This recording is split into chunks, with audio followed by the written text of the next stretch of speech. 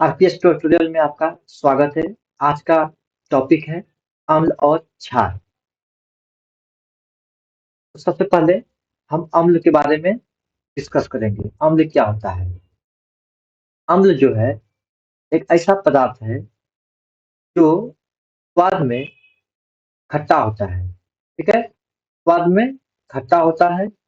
ये नीले लिटमस पत्र को लाल कर देता है। ये नीले लिटमस पत्र को लाल कर देता है। मतलब कि लिटमस पत्र नीला हो या लाल हो, कोई भी हो, ये हमेशा क्या देगा? लाल। ठीक है, ये हमेशा क्या देगा? लाल।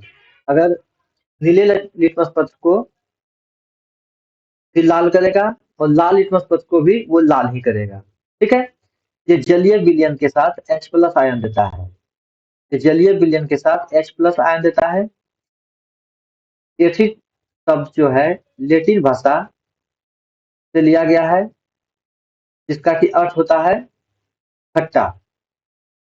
ठीक है, इसका अर्थ होता है खट्टा। देखिए, कुछ ऐसे अम्ल हैं जो कि स्ट्रॉन्ग होते हैं।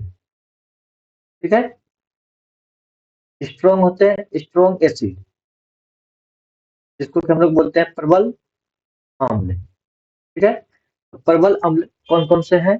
तो HCl जो है वो प्रबल अम्ल है। H2SO4 है वो आपका प्रबल अम्ल है। HNO3 जो है वो आपका प्रबल अम्ल है। तो इस तरह से ये सब जितने भी अम्ल है वो प्रबल अम्ल है। ठीक है, जैसे कि HCl कहाँ पाया जाता है? तो हमारे पेट के अमाशय में जो पाया जाता है वो HCl अम्ल होता है, जो भोजन को पचाने में सहायता करता है। H2SO4 जो है सल्फ्यूरिक एसिड, जो कि बैटरी में पाया जाता है। ठीक है, बैटरी में पाया जाता है। HNO3 ये जो है आपका फर्टिलाइजर में यूज होता है, HNO3। ठीक है, अब है दुर्बल अम्ल। कुछ अम्ल ऐसे हैं जो कि दुर्बल होते हैं, मतलब कि इसको बोलते हैं वीक वीक एसिड। ठीक है, वीक एसिड। CH3COOH ये जो है आपका वीक एसिड है। लैक्टिक अम्ल वीक एसिड है। ऑक्जेलिक अम्ल वीक एसिड है। ठीक है, अब होता है सांद्र अम्ल। क्या है सांद्र अम्ल? मतलब कॉन्क जो होता है, कॉन्क एसिड। ठीक है, और ये जो तनु होता है ये डाइल्यूट होता है। अब कॉन्क एसिड किसको बोलते हैं? जिसमें अम्ल की मात्रा अधिक होती है, जबकि जल अल्प मात्रा में होता है। ठीक है, मतलब जिसमें कि जल की मात्रा कम होती है और एसिड की मात्रा ज्यादा होती है, उसको बोलते हैं सांद्र अम्ल। और तनु अम्ल जो है, तनु अम्ल में अम्ल की मात्रा कम होती है, ठीक है, लेकिन जल की मात्रा जो है वो अधिक होगी। तब हम उसको बोलेंगे कि ये जो है आपका तनु अम्ल है। अब आते हैं बेस पे कि बेस क्या है। तो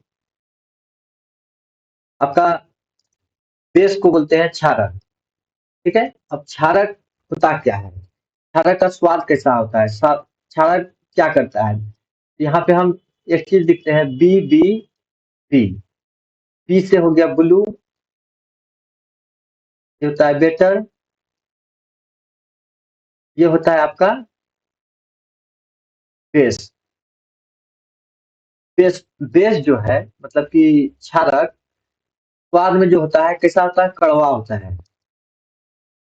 ठीक है, अब ब्लू ये हमेशा देता है, मतलब कि ये जो है लाल लिटमस पत्र को हमेशा नीला कर देता है। ठीक है, लाल लिटमस पत्र को कैसा करता है?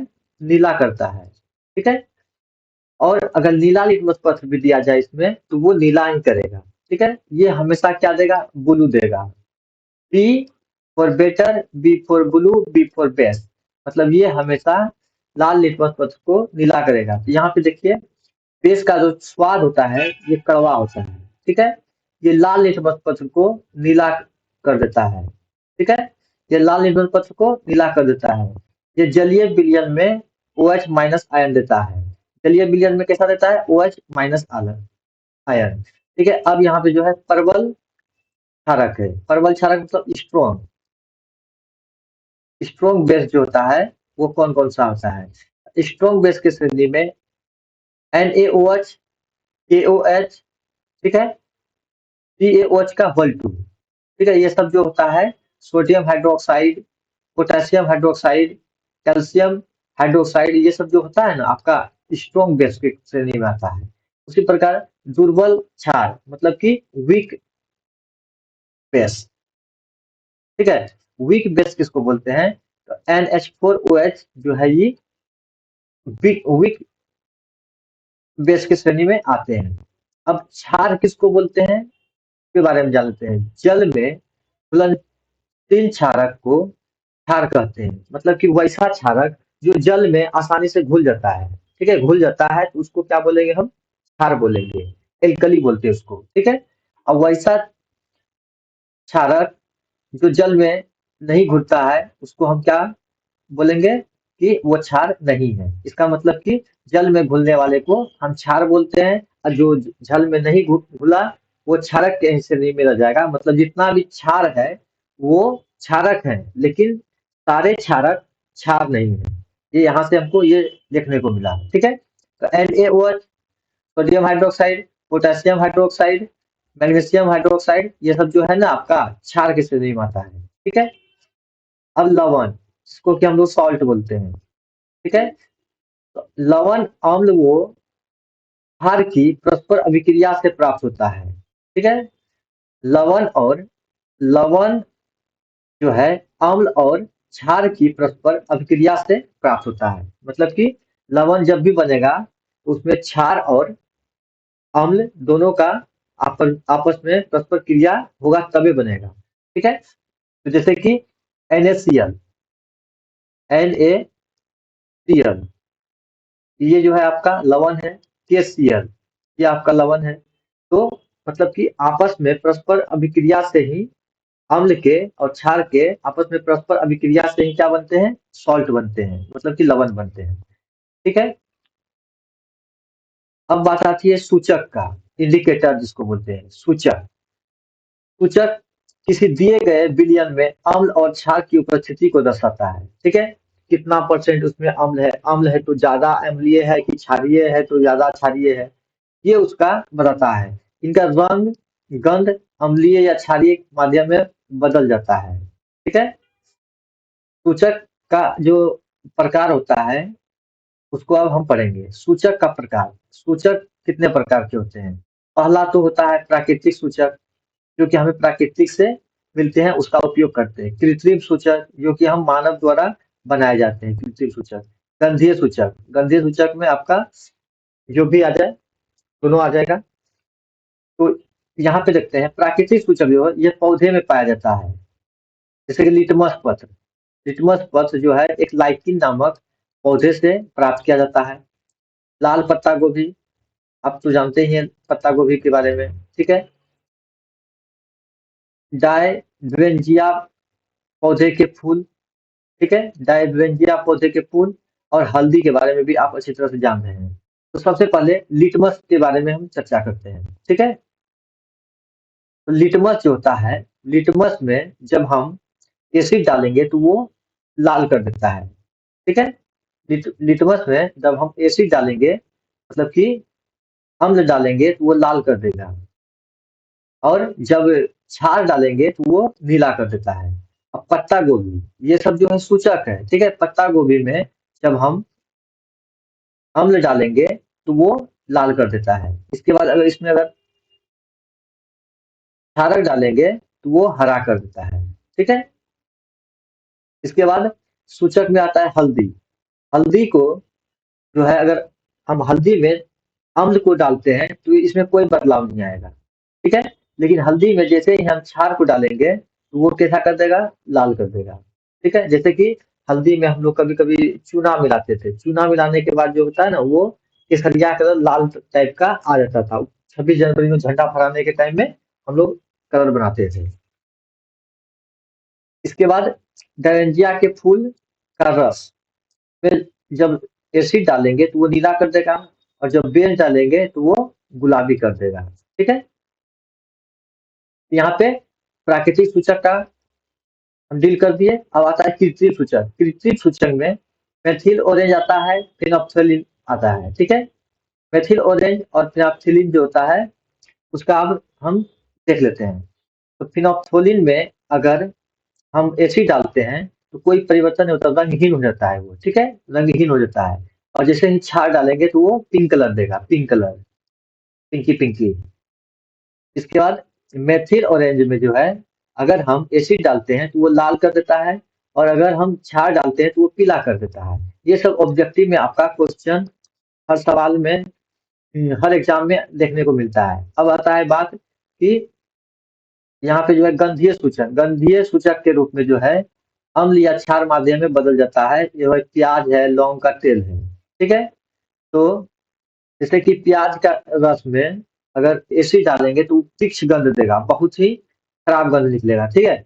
और लेकिन अगर क्षार डालते हैं तो कोई परिवर्तन नहीं होगा। उसी प्रकार वेनिला में अगर एसिड डालते हैं तो कोई परिवर्तन नहीं होगा, समान गंध रहेगा, जो गंध पहले से है उसी में उसी तरह रह जाएगा। और इसमें बेस भी डालेंगे तो कोई परिवर्तन नहीं होगा। फिर लौंग का तेल में अगर डालते हैं एसिड तो कोई परिवर्तन नहीं होगा, जैसा है उसमें रह जाएगा। अब इसमें भी कुछ दिक्कत नहीं होगा, जैसा है वैसे रहेगा। अब बात आता है अम्ल व क्षार के रासायनिक गुण। अम्ल और क्षार के रासायनिक गुण क्या है उसके बारे में। धातु की अभिक्रिया, मतलब कि जब अम्ल को हम धातु के साथ अभिक्रिया करते हैं तो क्या मिलता है, और जब क्षार के साथ अभिक्रिया करते हैं तो हमें क्या प्राप्त होता है, उसको देखना है, ठीक है। तो देखिए यहाँ पे कि HCl जो है ये आपका अम्ल है, ये Zn क्या है, धातु है। तो जब धातु अम्ल को धातु के साथ अभिक्रिया कराएंगे, अम्ल के साथ, ठीक है, धातु को, तो क्या बनेगा, लवण और हाइड्रोजन बनेगा, ये इंपॉर्टेंट है, ठीक है। और जब क्षार को धातु के साथ कराएंगे, ठीक है, तो क्या बनेगा, लवण और हाइड्रोजन बनेगा। जैसे कि यहाँ पे लिया गया है HCl जो है आपका आपका एसिड है, और Zn क्या है, धातु है, तो ZnCl बनाया, जिंक क्लोराइड, और हाइड्रोजन ये मुक्त कर दिया, ठीक है। यहाँ पर भी है 2Na, ये आपका क्षार है, सोडियम हाइड्रोक्साइड। और ये जिंक है आपका, जिंक जो है आपका, ये है आपका धातु। और Na2ZnO2 जिंक, सोडियम जिंकेट जो बनाया, और हाइड्रोजन को ये मुक्त कर दिया, ठीक है। तो यहाँ पे याद रखने वाला बात है कि अम्ल धातु को जब रिएक्शन करवाएंगे, दोनों के साथ मिला के रिएक्शन होगा तो लवण और क्या देगा, हाइड्रोजन। उसी तरह प्रकार क्षार और धातु का जब होगा तो लवण और हाइड्रोजन देगा, ठीक है। अब यहाँ से पता लगाना है कि हाइड्रोजन गैस निकलती है या नहीं निकलती है उसके बारे में। तो कहता है कि जब भी जो है हम ये कराएंगे अभिक्रिया, तो हाइड्रोजन गैस से निर्भर प्रणाली के पास जब एक जलती हुई मोमबत्ती को लाई जाती है, जैसे कि हाइड्रोजन गैस निकल रहा है, उसके जलती हुई मोमबत्ती को लाएंगे तो वो पॉप की ध्वनि उत्पन्न करती है। पॉप की ध्वनि उत्पन्न की मतलब कि वो हाइड्रोजन उसमें उपस्थित है, ठीक है। अगर पॉप की ध्वनि उत्पन्न नहीं की, इसका मतलब हाइड्रोजन उसमें उपस्थित नहीं है। मतलब कि हाइड्रोजन की उपस्थिति का पता लगाने के लिए हम लोग जलती हुई मोमबत्ती का हाइड्रोजन के गैस के सामने, प्रणाली के सामने लाते हैं। अगर पॉप का ध्वनि उत्पन्न करता है तो बोलेंगे कि ये हाइड्रोजन इसमें है, नहीं किया तो नहीं है। अब आता है धातु कार्बोनेट तथा धातु बाइकार्बोनेट की अभिक्रिया। धातु कार्बोनेट तथा धातु बाइकार्बोनेट की अभिक्रिया के बारे में जानते हैं। तो धातु को धातु कार्बोनेट को जब अम्ल के साथ कराएंगे, अम्ल के साथ धातु कार्बोनेट को कराएंगे तो वो क्या देगा, लवण CO2 और प्लस जल देगा, ठीक है। लेकिन जब क्षार के साथ कराएंगे तो वो कोई अभिक्रिया ही नहीं करेगा, ठीक है। जब धातु कार्बोनेट को अम्ल के साथ कराएंगे और बाइकार्बोनेट को भी जब अम्ल के साथ कराएंगे तो क्या देता है, इसमें देखते हैं। तो जब अम्ल धातु बाइकार्बोनेट को अम्ल के साथ जब क्रिया कराते हैं, ये भी देता है लवण CO2 प्लस जल देता है, ठीक है। यहाँ पे देखिए 2HCl ये आपका धातु है, Na2CO3 ये आपका धातु कार्बोनेट है। इसके बाद ये बना 2NaCl, इसके बाद ये CO2 गैस निकाला, और ये H2O जल निकाल दिया आपका, ठीक है। इसी प्रकार यहाँ से HCl क्या है, अम्ल है। NaHCO3 बाइकार्बोनेट है, धातु बाइकार्बोनेट, मतलब सोडियम बाइकार्बोनेट, यह है सोडियम कार्बोनेट। यहाँ से हो गया आपका सोडियम क्लोराइड और CO2 गैस बाहर हुआ और H2O गैस उत्पन्न किया, ठीक है। इसके बाद चूना के पानी का टेस्ट, चूना के पानी का टेस्ट कैसे करते हैं? उत्पादित कार्बन डाइऑक्साइड को चूने के पानी से प्रवाहित करने पर, ठीक है, फिर क्या कहता है, पानी दूधिया हो जाता है, मतलब कि उजला हो जाता है, पूरा सफेद कलर का। CaOH का होल टू कैल्शियम हाइड्रोक्साइड को जब CO2 से पास कराएंगे तो अवक्षेप में क्या देता है, सफेद अवक्षेप बनता है CaCO3 का, और H2O जल बनता है, ठीक है। और अधिक मात्रा में अगर CO2 प्रवाहित कराते हैं तो ये क्या होता है कि जल में ये घुलनशील हो जाता है, ठीक है, CaHCO3।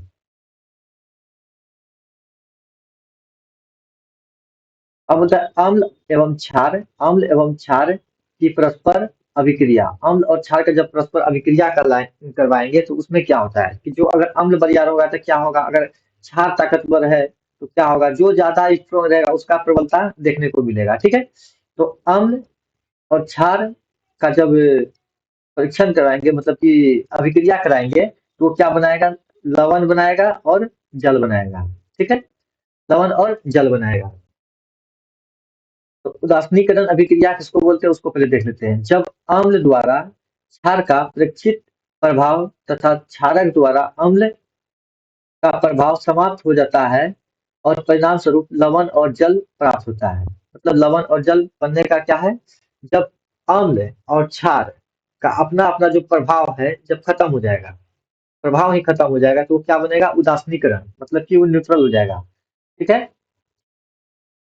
जैसे कि NaOH यहाँ पे दिया गया है, HCl दिया है, सोडियम हाइड्रोक्साइड, और HCl हो गया, हम्म, आपका HCl हो गया, और NaCl हो गया, आपका नमक बन गया, ये नमक बन गया, ठीक है, और H2O जल वापस हो गया, ठीक है। यहाँ से अगर प्रबल अम्ल रहेगा, मतलब स्ट्रोंग रहेगा, अम्ल की का जो प्रबलता रहेगा वो स्ट्रोंग रहेगा, और क्षार दुर्बल रहेगा तो वो स्ट्रोंग मतलब अपना क्षार के ऊपर मतलब कि कब्जा कर लेगा, तो क्या बनेगा, अम्लीय बनेगा, अम्लीय लवण बनेगा, ठीक है, अम्लीय लवण बनेगा, मतलब अम्ल का प्रभाव ज्यादा है इसलिए अम्लीय लवण बना। यहाँ पे क्या दुर्बल अम्ल है लेकिन पर्वीय क्षार है, तो ये ज्यादा स्ट्रोंग है इसलिए क्षारीय बनेगा, क्या, लवण, क्षारीय लवण बनेगा। अगर दोनों प्रबल है, दोनों मजबूत है, तो दोनों का आपस में टकराने से, मतलब दोनों ताकतवर पूरा है, दोनों जब आपस में भिड़ेगा तो दोनों मर जाएगा, काम खत्म, तो उदासीन हो जाएगा, ठीक है। उसी प्रकार जब दोनों दुर्बल हो, ठीक है, दोनों अगर कमजोरे है पूरा एकदम, दोनों लड़ा, तो क्या हो जाएगा, उसमें भी उदासीन हो जाएगा आपका, उसमें भी आपका क्या हो जाएगा, उदासीन हो जाएगा, ठीक है। और यहाँ पे सारे में जल जो है उत्पन्न भी होगा, ठीक है, जल भी निकलेगा, ठीक। अम्ल के साथ धात्विक ऑक्साइड की अभिक्रिया, अम्ल के साथ अगर धात्विक ऑक्साइड का अगर अभिक्रिया कराएंगे तो क्या होगा, तो धात्विक ऑक्साइड जो होता है आपका, धातु का जो ऑक्साइड बनता है, जैसे कि कॉपर, कॉपर क्या है, धातु है, और ये ऑक्साइड हो गया, कॉपर ऑक्साइड के साथ अगर अम्ल जैसे 2HCl, HCl जो है हाइड्रोक्लोरिक एसिड है, ठीक है, तो इसके साथ अगर इसका अभिक्रिया कराएंगे तो क्या होगा, तो इसमें जो है आपका होगा कॉपर क्लोराइड बनेगा, ठीक है, और H2O जल निर्हित होगा, ठीक है, कॉपर क्लोराइड और H2O जल जो है निर्हित होगा। अब देखिए कॉपर क्लोराइड जो होता है, कॉपर क्लोराइड बनने के विलयन का नीला रंग होता है, कैसा होता है, नीला रंग, ठीक है,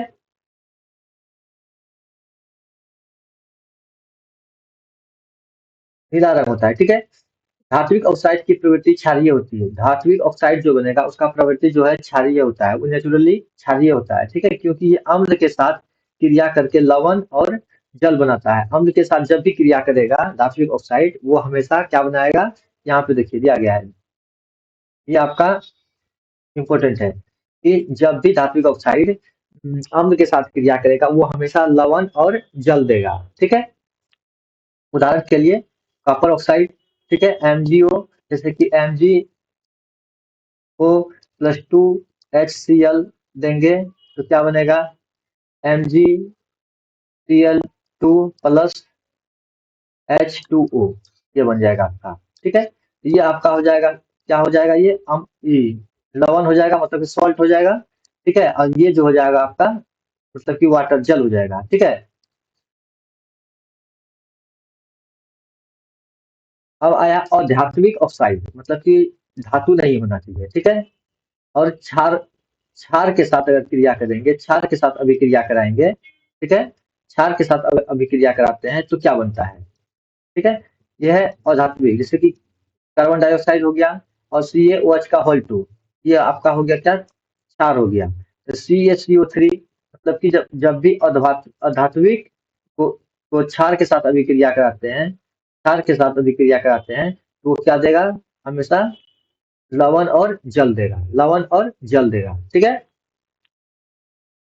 अधात्विक ऑक्साइड जो है प्रवृत्ति में जो है अम्लीय होता है। ये कैसा होता है, अम्लीय होता है, तब विद्युत धारा प्रभावित करता है, और इसके साथ क्या होता है, विद्युत धारा को प्रभावित करता है। आपको याद रखना है कि अधात्विक ऑक्साइड प्लस क्षार जो है लवण और जल देता है, इंपॉर्टेंट है।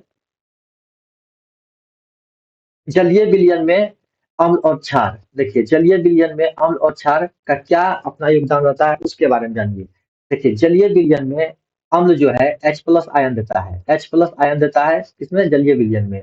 H प्लस आयन, जिसको कि ion H3O plus hydronium ion कहते हैं, ठीक है, के रूप में पाया जाता है। जैसे H plus plus H2O, H plus H two O, H3O plus, ये हाइड्रोनियम आयन हो गया, ठीक है। उसी तरह HCl प्लस H2O, तो H3O plus plus Cl minus, ठीक है, Cl माइनस आयन दिया। और जल में उपस्थिति में क्षार जो है OH माइनस आयन देता है, क्षार जो देगा OH माइनस आयन देगा, ठीक है। और यहाँ पे H प्लस आयन देगा, ठीक है। सोडियम हाइड्रोक्साइड, इसको जल के साथ अभिक्रिया करवाए, मतलब कि तो Na प्लस और OH माइनस दे रहा है, यहाँ पे OH देखिए माइनस दे रहा है, इसीलिए इसको बोलेंगे कि ये जो आपका है MgOH का होल टू, ये क्षार है आपका। और ये जो भी है NaOH, ये भी क्षार है, क्योंकि जल के साथ जब इसका अभिक्रिया कराते हैं, मतलब जल के साथ साथ इसको जब मिलाते हैं तो क्या देता है, NaOH माइनस देता है। और इसका जब जल के साथ हम्म, जल के उपस्थिति में क्या देता है, OH plus H plus ion देता है, चाहे H3O प्लस देता है, हाइड्रोनियम जिसको बोलते हैं हम, ठीक है। अब बोलता है कि सभी क्षार जो है जल में घुलनशील नहीं होते हैं। सही बात है, सभी क्षार जो है, क्षारक जो है जल में घुलनशील नहीं होते हैं। जो क्षारक जल में घुलनशील होते हैं उसको हम क्षार कहते हैं। जब क्षार घुलनशील क्षारक को क्षार कहते हैं, यहाँ पे लिखा हुआ है, जब जल में घुलनशील क्षारक को क्या कहते हैं, क्षार कहते हैं। जो कि जल में घुल जाता है उसको क्षार कहते हैं, क्षारक। जितने भी क्षारक है क्षार नहीं है, लेकिन सारे क्षार क्षार जो है क्षारक है। सभी क्षारक सभी क्षार क्षारक होते हैं, परंतु क्षारक क्षार नहीं होते हैं, ठीक है। जल के साथ अम्ल या क्षारक को मिलाते समय सावधानी बरतनी चाहिए, ठीक है। जल के साथ अम्ल या क्षार को मिलाते समय सावधानी बरतनी चाहिए। हमेशा अम्ल या क्षार को जो है जल में मिलाना चाहिए। देखिए जल में मिलाना चाहिए किसको, अम्ल या क्षार को, ना कि जल को अम्ल अम्ल में मिलाना चाहिए, ठीक है। लगातार इसे हिलाते रहना चाहिए। हिलाते रहने से क्या होता है ना कि मतलब वो बाहर नहीं आता है, क्योंकि ये प्रक्रिया अत्यंत ऊष्माक्षेपी होती है। ऊष्माक्षेपी मतलब कि ऊष्मा का उत्सर्जन इसमें बहुत जल्द स्पीडली होता है, ठीक है ना। तो जैसे कि यहाँ पे दिखाया गया है कि अम्ल में जो है जल को मिलाना गलत है, ठीक है। इससे मिलाएंगे तो ये क्या होगा ना कि मान लिया अचानक ऊष्माक्षेपी अभिक्रिया हुआ और वो बाहर निकल गया, बाहर निकलने के क्रम में क्या होगा, हम जल भी सकते हैं, ठीक है, आग लग सकती है। और यहाँ पे जैसे कि अम्ल में जल में अम्ल को धीरे धीरे मिलाते हैं, थोड़ा थोड़ा करके डालते हैं। अगर काम कर रहा है ठीक है, बढ़िया चल रहा है ठीक है, थोड़ा सा और डालेंगे, फिर थोड़ा सा और डालेंगे, इस तरह करके मिलाते रहेंगे, ठीक है। तो सार अम्ल में जल मिलाने पर उत्पन्न ऊष्मा के कारण मिश्रित और विचलित होकर बाहर आ सकता है, ठीक है। हाँ वही तो, जैसे कि हम इसमें जल मिला रहे हैं तो ज्यादा ऊष्मा उत्पन्न होगा, उसके कारण ये क्या होता है, बाहर आ जाएगा, बाहर हो जाएगा तो हम जल जाएंगे, जल सकते हैं। तो साथ में अत्यधिक स्थानीय ताप के कारण कांच का पात्र, मान लीजिए टेस्ट ट्यूब में लेके हैं, तो टेस्ट ट्यूब में अगर है उसमें पानी मिला रहे हैं, जल मिला रहे हैं, उसमें क्या होगा ना, टेस्ट ट्यूब फट सकता है और मेरा हाथ भी जल सकता है, ठीक है। जल में अम्ल डालने से क्या होता है, तो जल में जब अम्ल डालेंगे तो यहाँ पे बता दिए,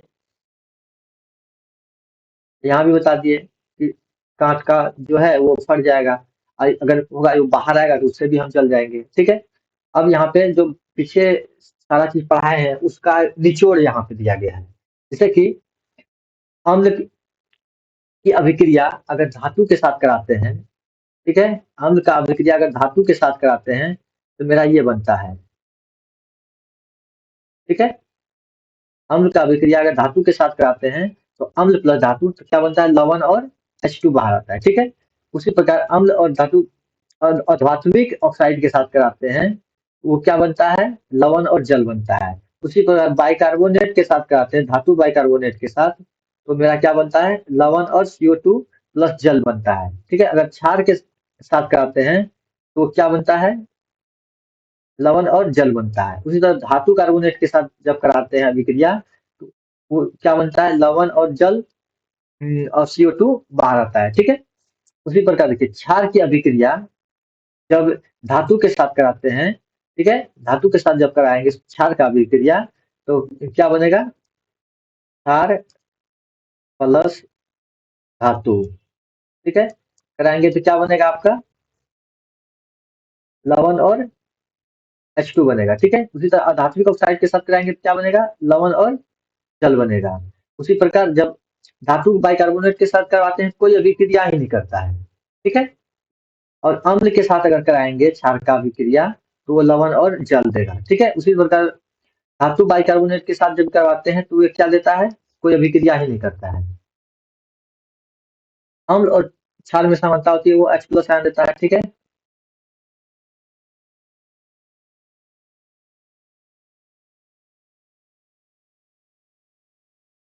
हाँ, अब आते हैं पीएच पे। पीएच स्केल क्या होता है, पीएच स्केल जो क्या होता है उसके बारे में हम जानते हैं। पीएच स्केल जलीय विलयन में उपस्थित H प्लस आयन की सांद्रता ज्ञात करने के लिए एक स्केल विकसित किया गया है, जिसका की नाम है pH scale. PH scale P का जो मतलब होता है उच्चांश होता है, पोटेंस जिसको इंग्लिश में बोलते हैं हम, जर्मन शब्द है जिसका अर्थ होता है शक्ति, ठीक है। पीएच अगर 7 है तो उसको बोलते हैं कि ये उदासीन विलयन है, ठीक है, ऐसा है उदासीन विलयन। अगर पीएच 7 से कम है, ठीक है, तो बोलेंगे वो अम्लीय विलयन है, ठीक है, अम्लीय विलयन। अगर 7 से पीएच अधिक हो रहा है तो उसको बोलेंगे क्षारीय विलयन है, ठीक।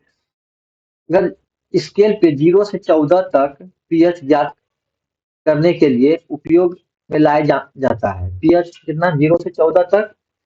अगर 0 पे है तो ज्यादा स्ट्रोंग है, ठीक है, मतलब स्ट्रोंग एसिड बोलेंगे उसको, जैसे कि दुर्बल अम्ल, ठीक है। दुर्बल अम्ल जो है CH3 COOH C2CO3 ये सब जो है आपका दुर्बल अम्ल है, ठीक है।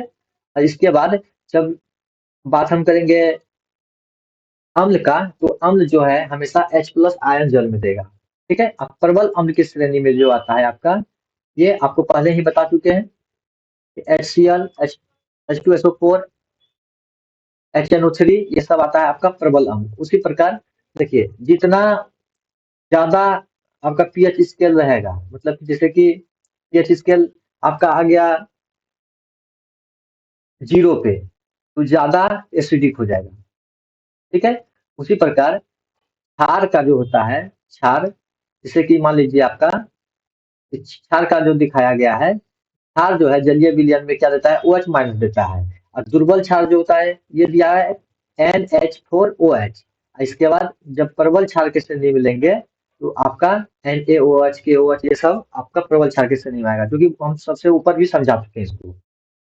अब यहाँ पे समझना है उदासीन जो है वो 7 पे क्या होता है, उदासीन होता है। क्या होता है, उदासीन होता है 7 पे।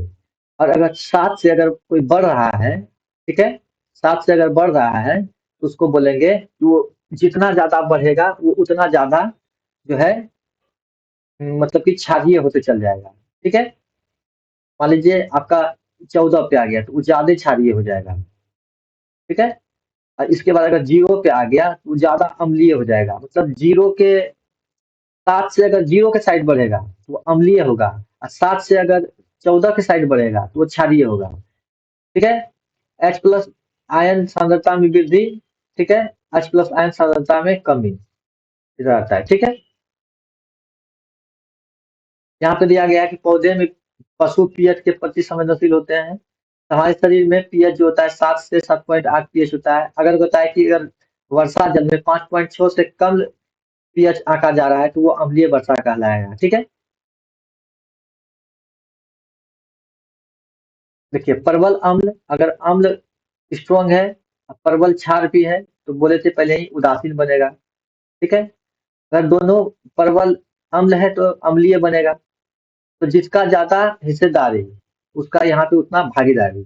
तो प्रबल क्षार है, इसका प्रबल क्षारीय बनेगा। ठीक है। अब जब क्षारीय बनेगा तो पीएच क्या होगा, 7 से अधिक होगा। ठीक है। इसमें अम्लीय में 7 से कम होता है। और जब न्यूट्रल रहेगा तो वो 7 के बराबर रहेगा। ठीक है, ये 7 के बराबर रहेगा आपका।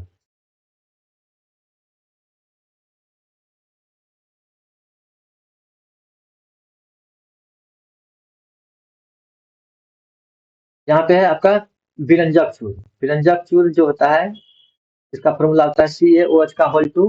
ठीक है। पर क्लोरीन की जब प्रतिक्रिया की जाती है तो व्यंजक चूर्ण का निर्माण होता है, CaOH का होल टू प्लस H2O। ठीक है, आपका व्यंजक चूर्ण का ये फॉर्मूला हो गया।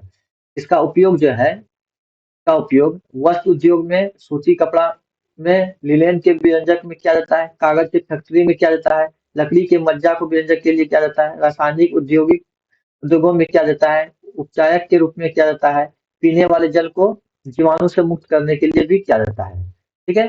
तो जिससे कि CaOH का होल टू प्लस क्लोरीन जैसे ही इसमें से क्रिया कराते हैं, क्लोरीन से क्रिया कराते हैं, तो हमको क्या मिलता है, व्यंजक शुद्ध मिलता है। ठीक है। कैल्शियम हाइड्रोक्साइड को जब हम क्लोरीन के साथ क्रिया कराते हैं तो विरंजक चूर्ण की प्राप्ति होती है। उसी प्रकार है baking soda. Sodium baking soda को बोलते हैं NaHCO3 का NaHCO3। ठीक है, आपका बेकिंग सोडा हो गया। सोडियम क्लोराइड का H2O के साथ, तो CO2 के साथ प्लस NH3 जब मिलाते हैं, इतना करने के बाद जो होता है आपको बेकिंग सोडा मिलता है। ठीक है। खाना पकाने समय गर्म करने पर इसमें तीन अभिक्रिया होती है। जब इसको हम गर्म करेंगे बेकिंग सोडा को तो ये आपका उत्पन्न होगा।